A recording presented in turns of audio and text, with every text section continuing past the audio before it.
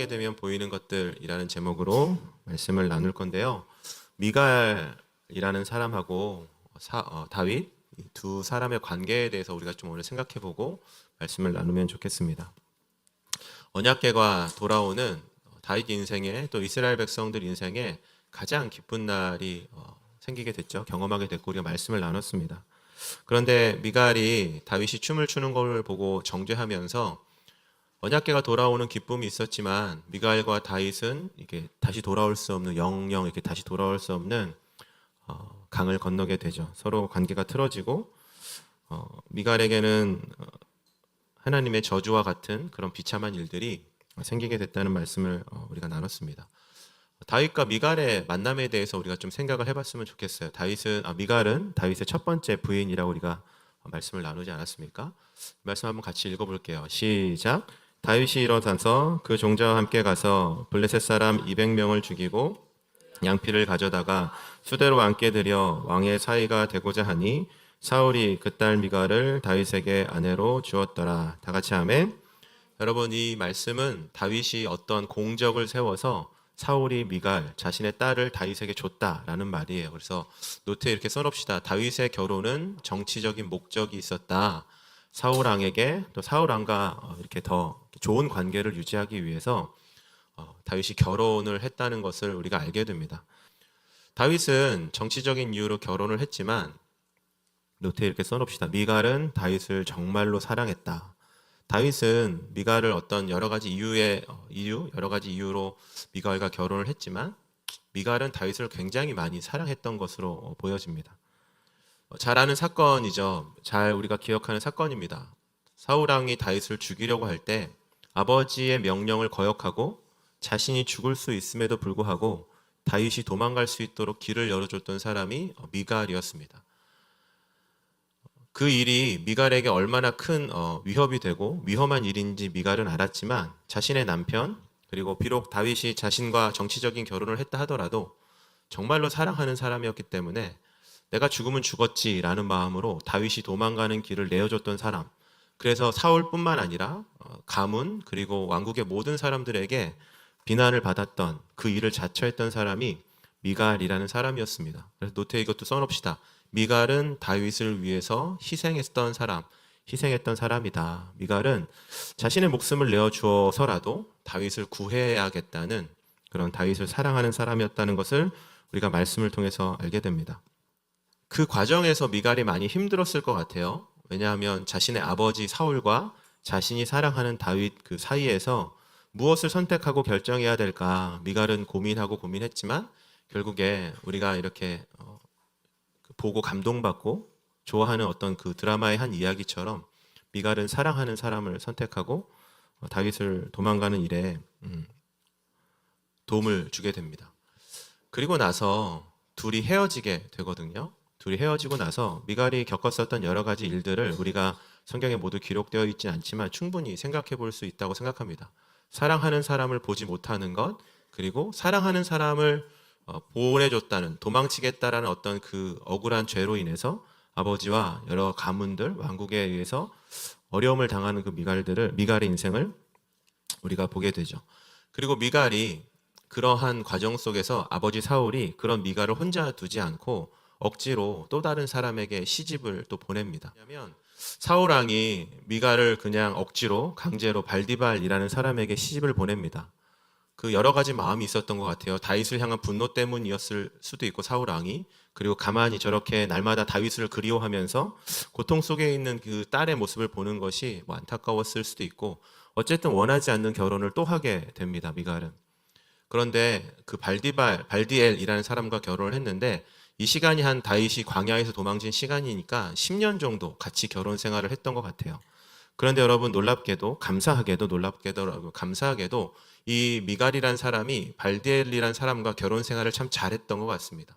발디엘이란 사람이 미갈의 상처를 보듬어주고 미갈의 마음을 이해해주고, 그래도 이전까지는 어떻게 살았는지 모르지만 새로운 남편이 되어서 미갈을 잘 사랑해줬던 것 같아요.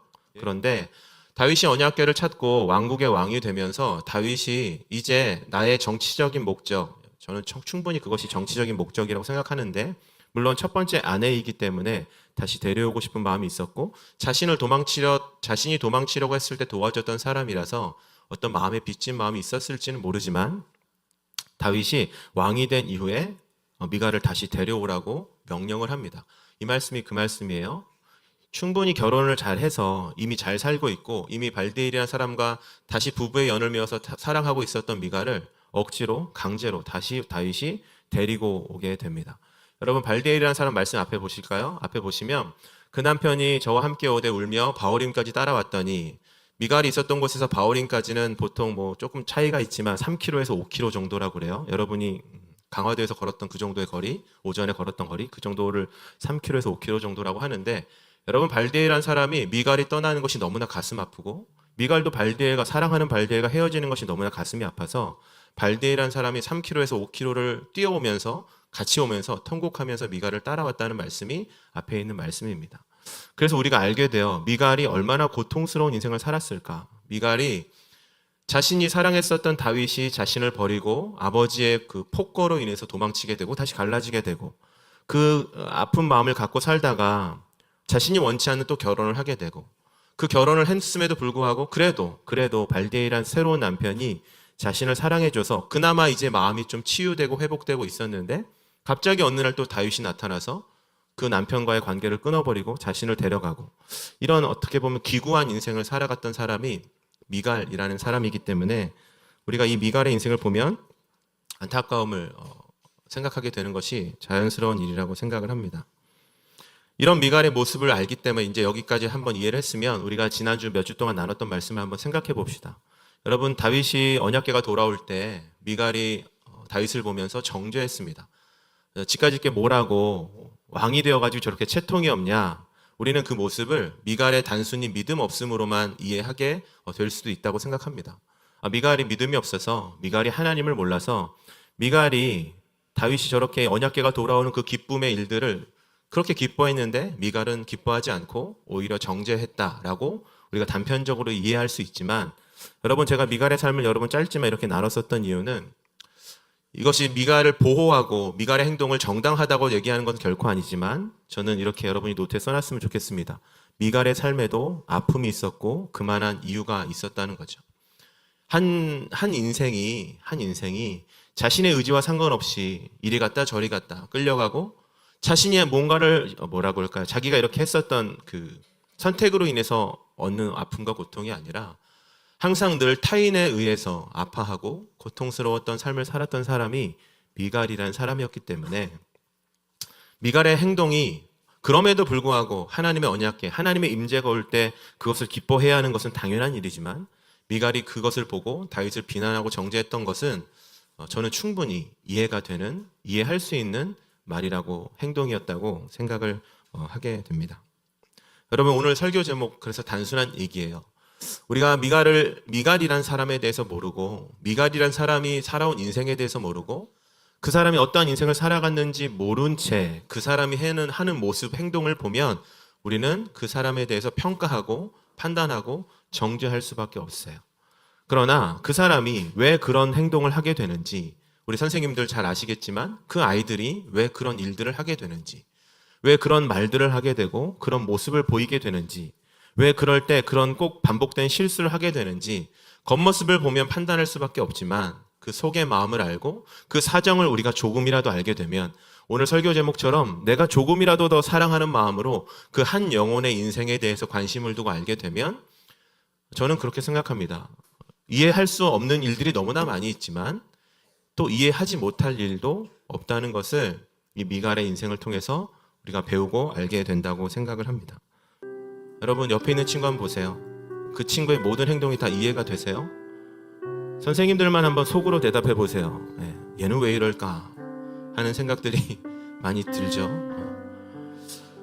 우리 인간은 도대체 왜 이럴까 이런 생각이 많이 들지만, 사랑하는 여러분, 오늘 설교 제목처럼 사랑하게 되면, 저를 한번 따라해 보겠습니다. 사랑하게 되면 보이는 것들이 있다.